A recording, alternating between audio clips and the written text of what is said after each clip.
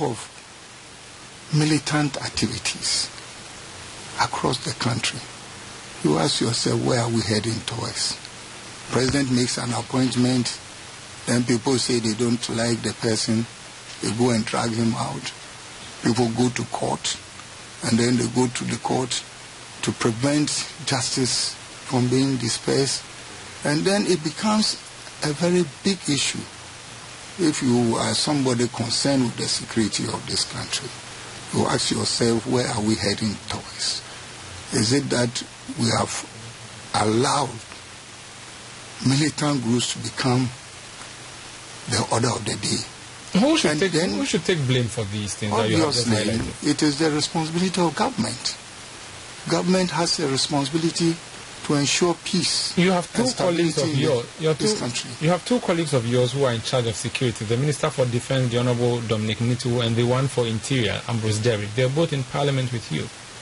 Yes. Have you spoken to them about this? Have you dragged them before the House to explain all the security? Well, we are in the process of doing that, but you will agree with me that they are not the only two. We have Minister for National Security. When the Regional Security Coordinator in Ashanti was forcibly removed from his office and dragged out, he came and made a statement. The response coming from his own party members meant that he shouldn't have done that. And since then, he has remained quiet. And so the cumulative effect of this is that you are telling even the security agencies that stay away from any action taken by us. So the government appointees are failing, and who can solve the problem? The president has a responsibility. He takes ultimate responsibility. What can he do, or what should he do? For instance, he should have supported the Minister for Defense, for the Minister for National Security. When he came out and there was a rebuttal, he should have come out. Again, if the state is moving into that direction of lawlessness and insecurity, the best thing is to address the nation. And then also... But he has addressed the nation on a number of fora, and he has condemned the activities. Those were at party functions and whatnot. It should be on the live radio and television for people to see. Because we cannot, these are the pockets of activities that certain countries had, and they went into a state of lawlessness, culminating into various acts which disturb their peace and democracy. So he has that responsibility to do that. Secondly, the fact that people are interfering with the work of the police. There's too much interference. Look at what happened to Nanka Bruce. What action has been taken? The only action is that those who filmed it or videoed it were the victims. So you send a wrong signal that, hey, anything by any group associated with my party, you don't need to take action. You will not come out openly to say that. But people will read meanings into it. And that is why the broadcast would have solved a lot of problems. And mind you, as Commander-in-Chief, when you speak, you enhance the morale of those who are supposed to perform the task that you have. Until that is done, as Parliament, what can you do? Yes, Parliament, several statements have been issued from both sides. We've condemned those acts which are trying to undermine the security of this country. And the response from the ministers have always been, those you mentioned, the Interior and Defense, have always been that things will be under control. Tomorrow you have a big event in Parliament. You're going to vote the Chief Justice nominee. Yes. I'm sure you are keenly interested in what she would say, aren't you? Well, definitely. Would you be on the committee as a friend? Oh, yes, as a friend I'll be there. You have a question for her? No, I think the way this time the nominee will be vetted is just an elaborated one. Each member will have some minutes to exhaust every question that that person wants to ask Okay. the nominee. And if you look at the number there, it means that it's going to be a very long day. I wish her all the best, and I believe that she will see it through. Finally, what is your verdict on the MPP 6 months into office? Well, they are yet to live up to expectation because they made certain political promises, and we are all anxiously waiting for that.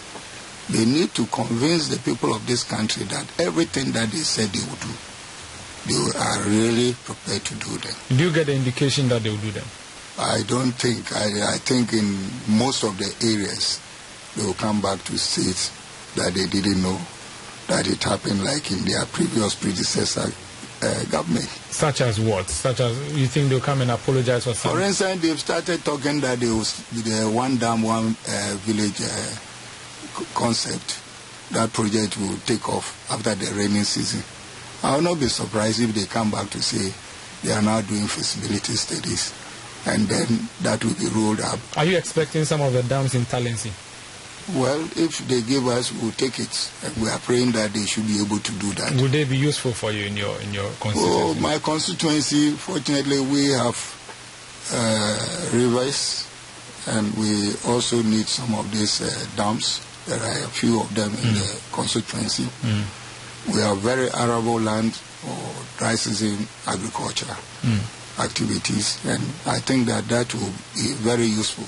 But it depends on whether it will see the light of day.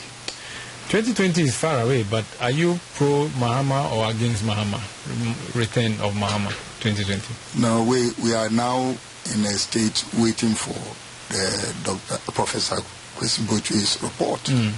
It is after the report that the reorganization will begin. And people who express their interest will definitely come out. For those but who I support think that the former president, he did very well.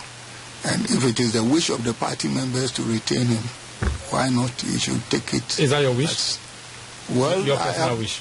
I personally want him to continue if that is the popular choice. Wish you all the best, the Honorable Benson Tongo Baba. Let me quickly ask you though, you originated handball, you said to me off air. How is the game doing? Yes, I didn't originate it. I mean in Ghana, you gave it. But I think that I've managed to raise it from 2 clubs at the time I became the president. Now it's played in the schools and at the universities. Is it doing well? They were doing well when I left.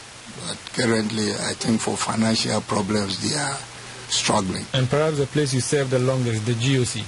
The GOC, well, there was a very big controversy when the Congress was terminated. And then later on, we had the suspension by the IOC. We came back and did our homework well. A new administration was put in place, and then now we have another president. So the transition has been very, very good because we were able to depoliticize the Ghana Olympic Committee, and I think that is the greatest achievement and legacy that I've been able to live by. Will you go back to sports after politics? Oh, in what way? I don't know. Maybe sports administrator? Perhaps. I don't think I will go back to any of them. Those that I left behind, I don't think. You are done. Yeah, thank you very much. Thank you. Thank you so much. Honorable B.T. Baba is a Talensi Member of Parliament on the ticket of the NDC. He was my guest on Point Blank.